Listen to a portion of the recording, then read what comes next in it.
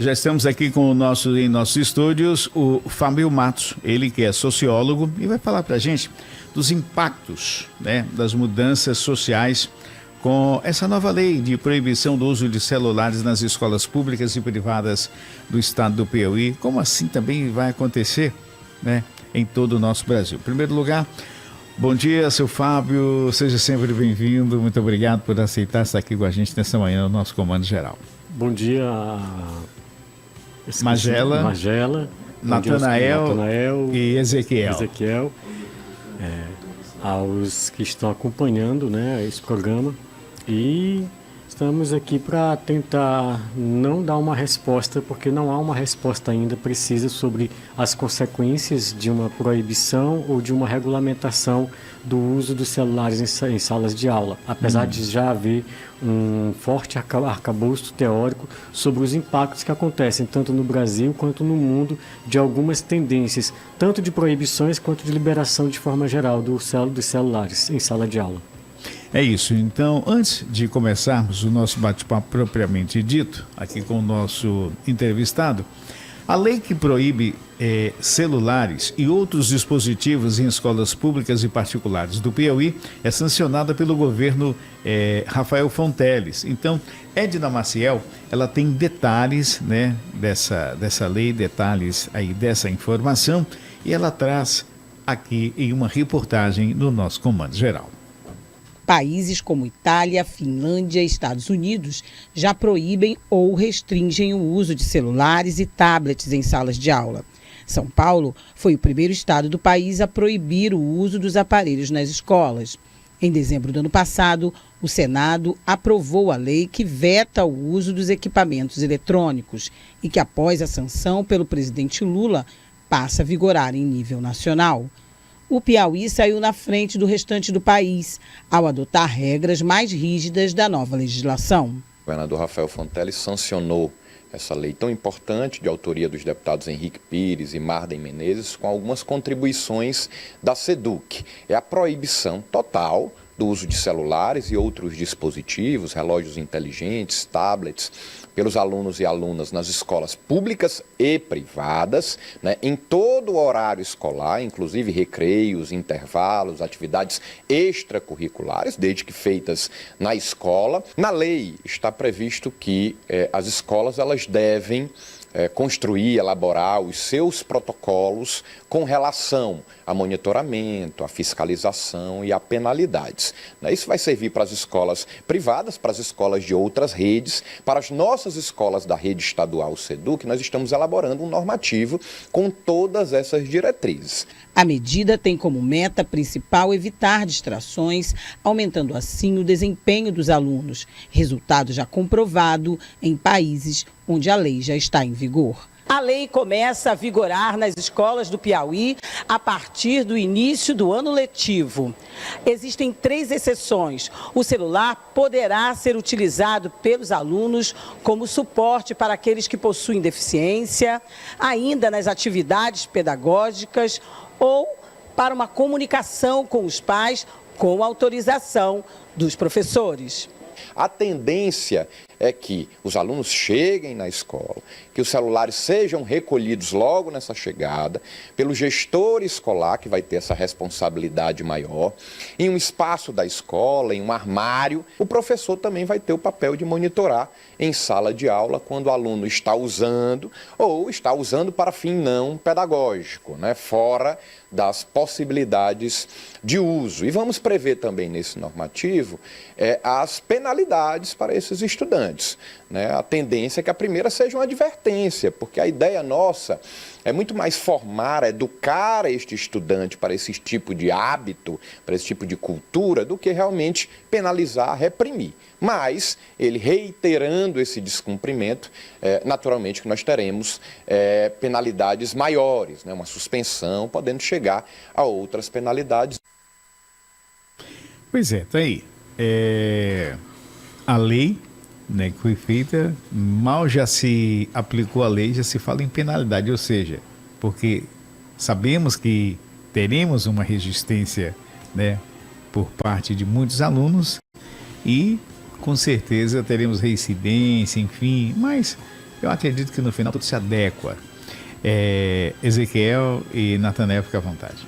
Professor Fábio Matos, né, inicialmente gostaria de ouvi-lo, como professor também educador, a sua experiência em sala de aula. Realmente o celular, ele é um item que atrapalha o contexto de sala de aula, ele tira concentração. Qual o impacto que o senhor percebe na sua experiência enquanto professor, enquanto alguém que está diretamente na sala de aula? Eu posso começar trazendo experiências bem mais anteriores, né? Eu vou voltar no tempo há pelo menos uns 20 anos. O que nos atrapalhava no processo pedagógico quando a gente estava até ali com os nossos alunos? Muitos alunos, não sei se é dos nossos tempos aqui, quem tem pouco mais de 45 como eu, já passei do primeiro, já encerrei o primeiro tempo do jogo, né? Já estou no segundo tempo. Alguns alunos levavam revistas, levavam brinquedos, levavam aparelhos, e aquilo ali interrompia o processo pedagógico, né? O processo de ensino-aprendizagem. O celular, ele é uma evolução dessas distrações acadêmicas que acontecem na sala de aula. Os estudantes, sempre nas suas experiências, quem foi estudante sabe que houve de todas as formas alguma coisa que atrapalhasse. Mas por que os aparelhos celulares, o que fez deles esse instrumento que atrapalha de vez o processo de ensino-aprendizagem? É porque ele absorve tempo precioso e a atenção e provoca algo para além da sala de aula. O uso constante dos celulares, do aparelho celular em si e de suas redes sociais, ele tem impactado não somente no ensino-aprendizagem, mas tem impactado na vida socioemocional de todos aqueles que usam de forma exacerbada as redes sociais. Professor, como é que o uso, então, dessas novas tecnologias, né, pode ser vantajoso ou prejudicial a esses alunos das redes privadas e também das redes públicas? Seria interessante se nós tivéssemos uma educação digital.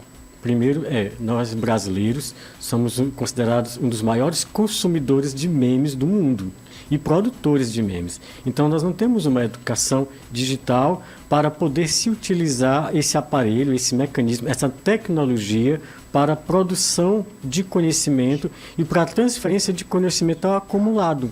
Então, como nós poderíamos utilizar? Primeiro, nós temos que passar por um processo de reeducação digital, que passa não só pelos alunos que estão em sala de aula, mas passa pela forma que os pais passam essas tecnologias para os seus filhos. Por que passam essas tecnologias para os seus filhos?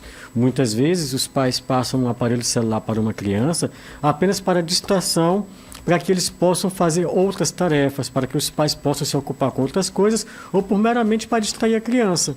A babá eletrônica se tornou a rede social. A babá eletrônica se tornou o joguinho que eu dou para o meu filho para ele se distrair. Sendo que no passado, o seu filho tinha relações sociais com os primos, com os irmãos, com os coleguinhas ali, e aquele processo de socialização, ele ia acontecendo naquela inter-relação entre os indivíduos, as crianças.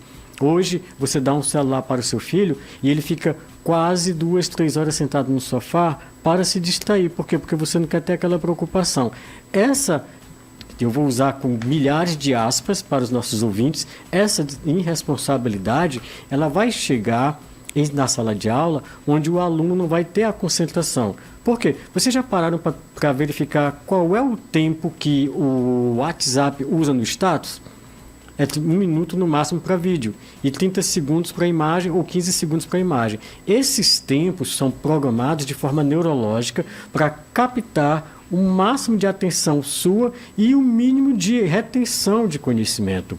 Faz com que você não consiga ler mais do que uma lauda e meia de um texto mantendo a sua concentração. E isso vai impactar nas nossas vidas, não só agora, e alguns estudos estão para além desse sentido, estão buscando compreender como é que vai ficar essa geração que não consegue segurar uma atenção por mais de 1 minuto e meio daqui a 20 anos.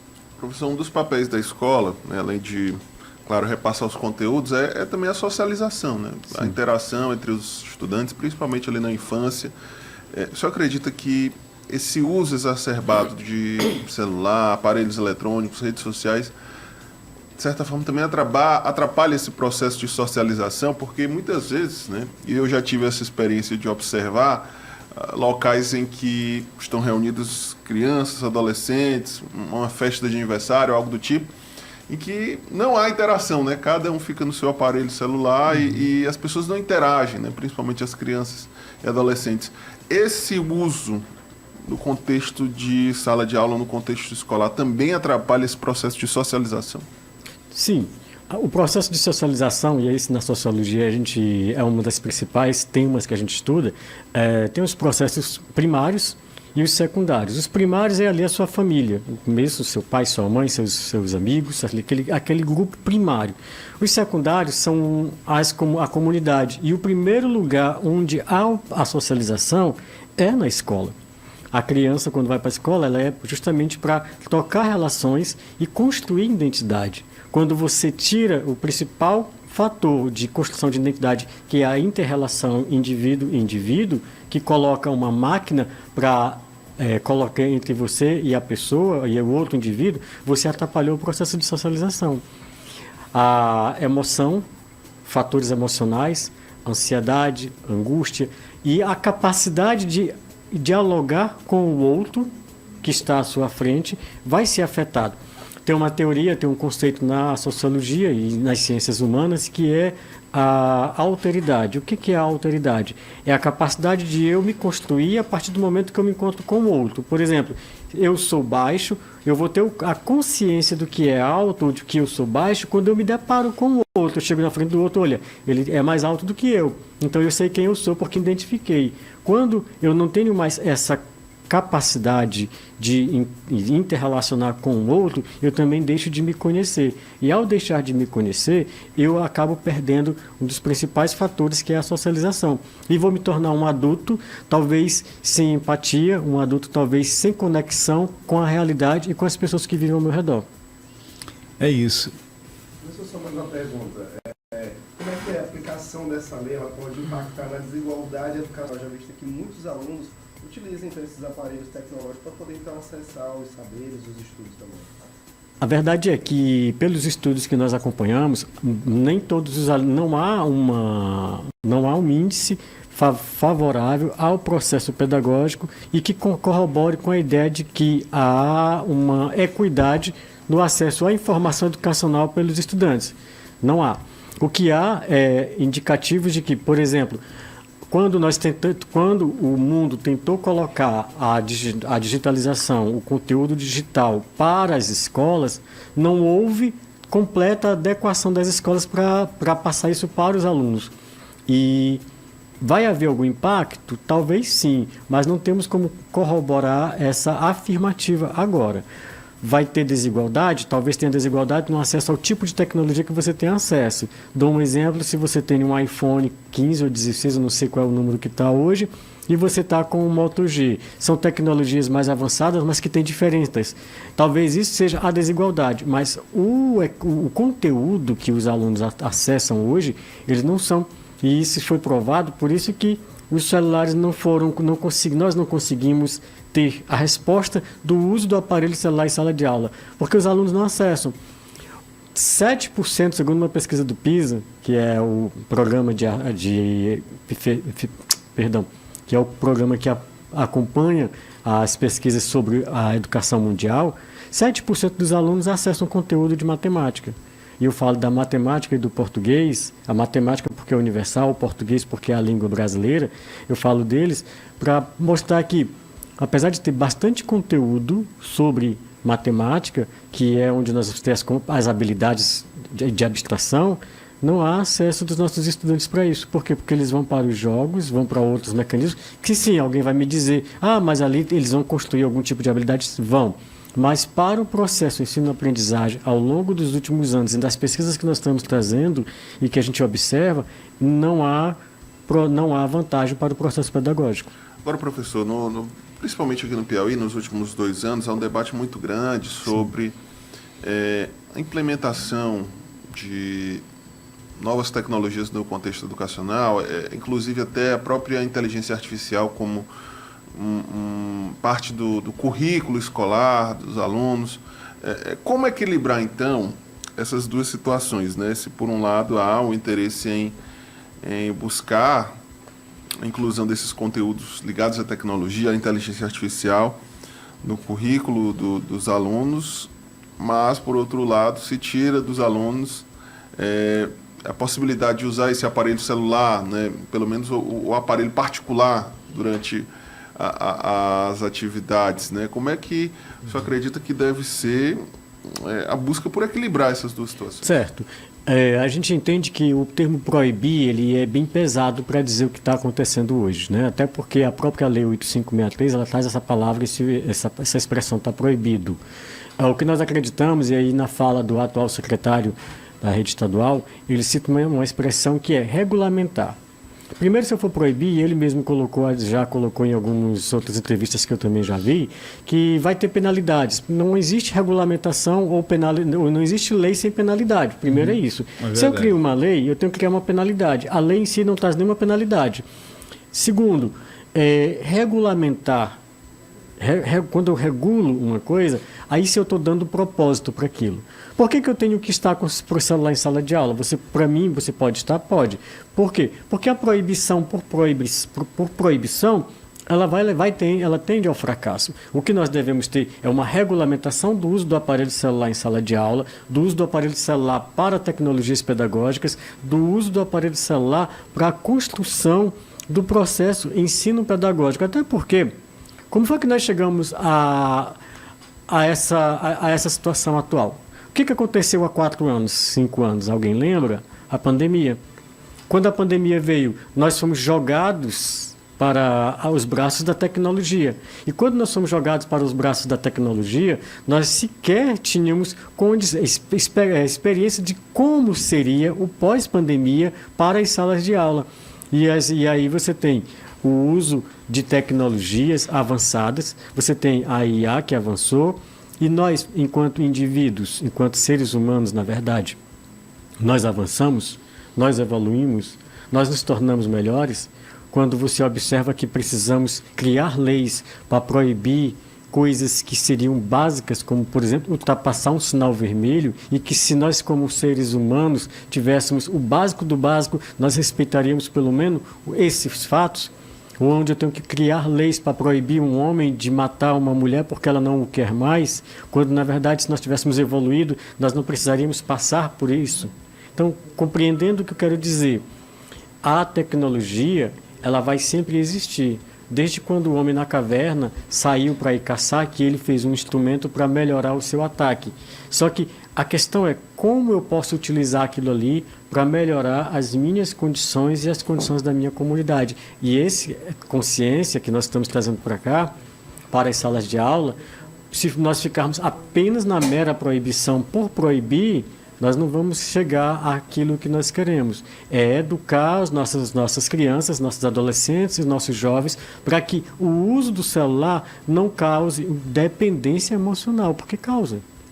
E é uma realidade hoje, né, professor? A dependência emocional, e inclusive já é patológico, já é considerado já tem um termo doença, patológico para isso. Estou tentando me lembrar aqui de cabeça, mas eu não consigo lembrar que há agora doenças mentais causadas pelo uso excessivo do celular. Dependência tecnológica. A dependência tecnológica, a ansiedade causada quando eu mando uma mensagem full time, eu quero uma resposta full time. E eu escrevia cartas. Com 18 anos, eu escrevia cartas para minha namorada, mandava pelo correio, ela ia receber não sei quando, e ia chegar a resposta 15, 20 dias depois. E ficava naquela expectativa, né? Do retorno de uma resposta, hoje, né? Você manda uma mensagem para alguém, e se a pessoa não responder, diz, você está online e não me responde. Você vê a angústia que as pessoas passam pela aceleração do tempo ou aceleração do pensamento. Talvez o maior prejuízo seja esse. Sobre esse processo, lembrei aqui de um exemplo, claro, que hoje até quando você recebe um áudio, né, muitas vezes pela pressa, esse processo de aceleração, coloca na velocidade 2 logo, né? As pessoas não têm a paciência de ouvir o... Até foi adaptado nos streams também. Concurseiros práticos, concurseiros vão lá assistir suas aulas, aí clicam no 2, no 1,5, e você chega, aí você consegue chegar para uma pessoa e ela começa a conversar contigo e de repente ela está conversando acelerada e não sabe por que ela está conversando acelerada. ela não percebe mais, nós não percebemos, eu vou me colocar nisso, que nós não percebemos mais o dia a dia, as coisas simples, a gota d'água que está caindo lá fora através da chuva, o vento, os carros. Nós deixamos a vida tão acelerada que nós não percebemos que estamos perdendo o melhor da vida. E tem gente que, como falando aí o Natanael, o processo de aceleração tão grande que o cara não se contenta porque tu não visualizou e ele te liga. Fábio, escuta aí o áudio que eu te mandei. Mas não fala. Sim, porque fala logo que tu já mandou um áudio. Entendeu? Escuta aí o áudio que eu te mandei. Então, quer dizer, o cara quer, mas ele quer que tu... Ele perdeu o tempo mandando um áudio, então ele quer que tu escute o áudio. Tu escute o áudio. Essas coisas, elas afetam a gente, e a sala de aula é um templo sagrado. Quando eu ministro aula, eu costumo dizer, como sou sociólogo, e quando estou ministrando aula, eu costumo dizer, olha, no primeiro dia de aula para algumas turmas, eu digo, nós estamos num templo sagrado, e aqui nós vamos invocar o espírito dos mortos. Por quê? Boa parte dos autores que eu trabalho já morreram, então eu vou invocar o espírito deles para a gente estudar o que eles falaram. Então, por ser um templo sagrado, a gente acaba perdendo a expectativa do que é a sala de aula. O que só para fundamentar isso aqui, o que é a sala de aula? É o meu ambiente de trabalho. É o local onde eu disperso aquilo que eu acumulei através de homens e mulheres que me passaram conhecimento, e eu quero estar aqui com vocês construindo novos conhecimentos. Não é o espaço físico, mas é o ambiente que eu construo com os meus alunos. E que, a partir daquele instante, se eu não conseguir conversar com eles e se tiver alguma coisa que atrapalhe, infelizmente o processo de ensino-aprendizagem vai ser boicotado.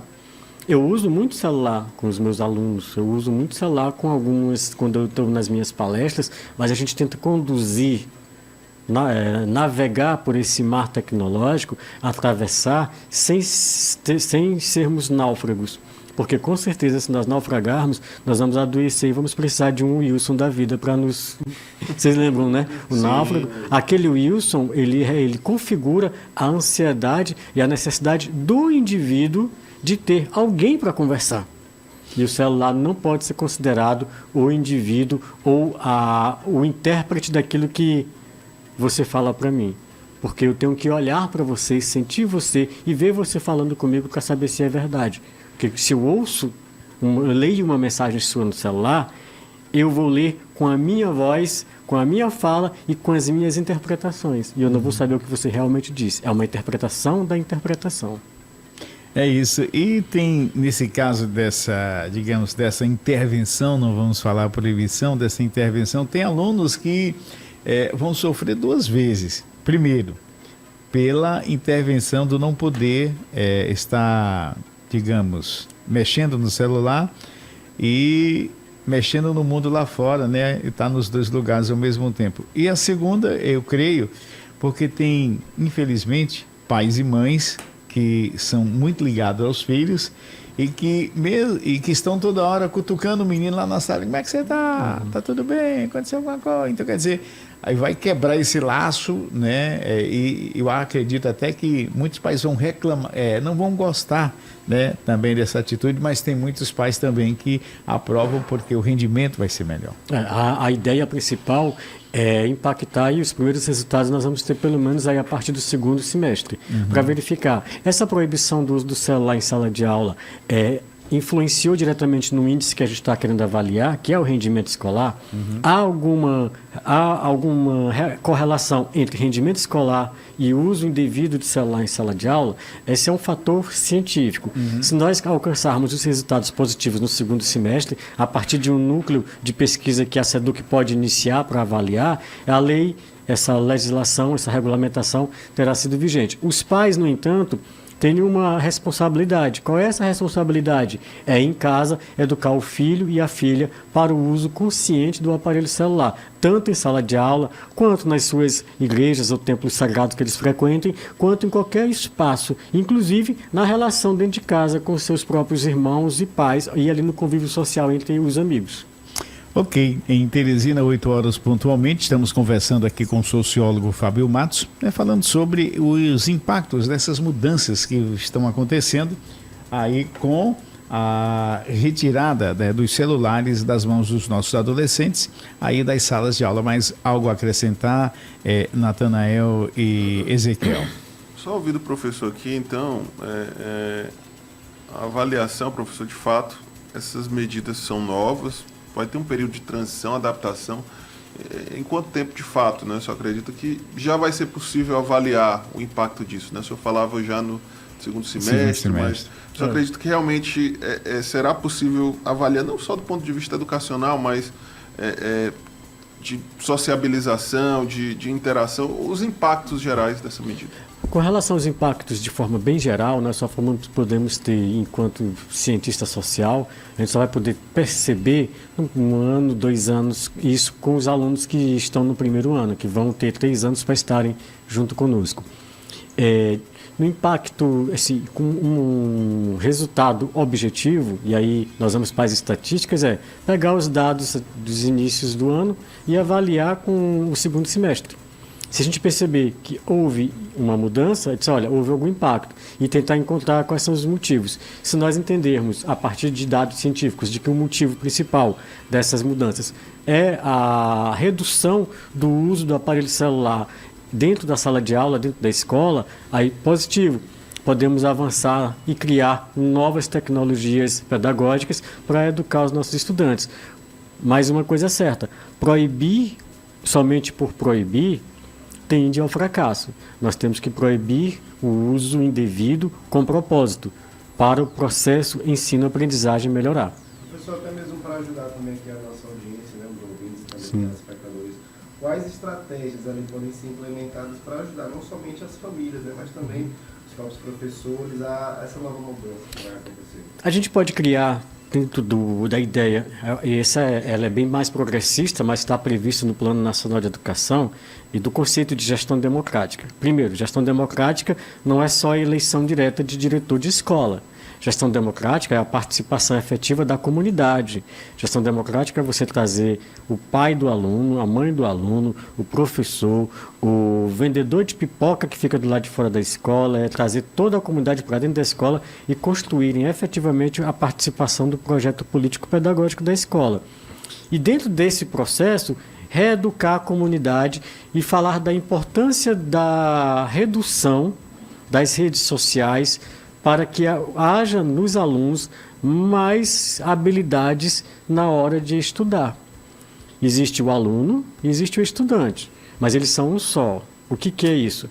O aluno está em sala de aula pegando conteúdo, construindo conteúdo. O estudante está em casa estudando. O estudante é aquele que vai para casa, tranca-se no seu quarto, tira 2, 3 horas para estudar, rever a matéria. E nós temos que trazer essa compreensão, essa consciência para os nossos estudantes e para a nossa comunidade escolar.